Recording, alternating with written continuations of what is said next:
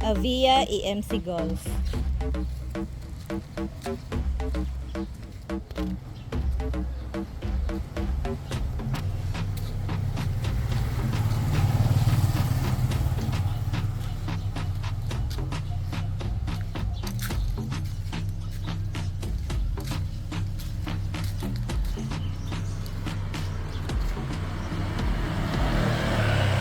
Si Avia EMC Golf meron ng dalawang susi at dalawang remote.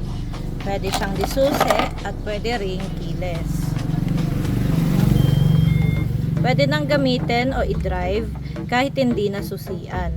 Then ito naman ang kanyang off, lock and alarm. Kapag nilock and alarm, always unlock dahil kahit susian mo yan, hindi siya aandar. Kapag sususian naman, dito lang siya sa bandang manubela. Diyan na nakalagay ang busina. Sa right side, nandyan ang kanyang automatic wiper. Sa left side naman, nandyan ang controls ng kanyang ilaw.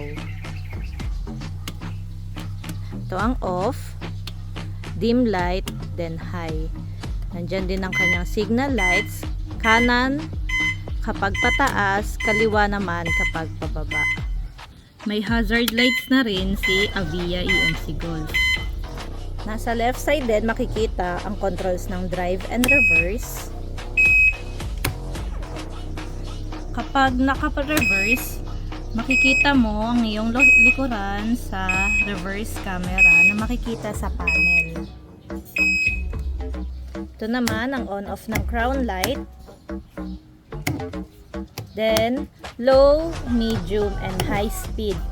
May controls na sa speed, kaya kung starting ka pa lang, pwede kang mag-low muna. Sa panel, nandyan ang battery indicator, trip kilometer at speedometer kung gaano ka kabilis. Nandyan na rin ang kanyang built-in speaker.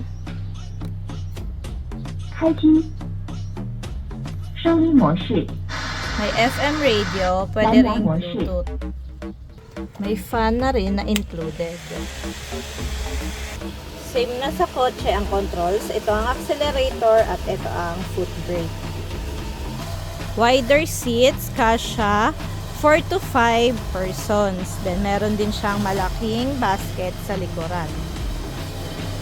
May included na rin na extra tire.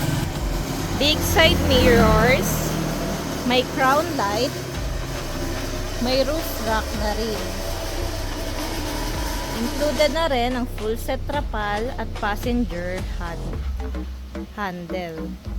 May park brake na rin para hindi gumugulong kapag naka-stop. Alloy mags na at big tires, kaya high ground clearance. May crash guard na front and rear. Nakamolya na ang ilalim kaya kayang mabibigat. 2,200 watts motor, 45 horsepower at naka-drum brake. May big compartment din ang kanyang upuan.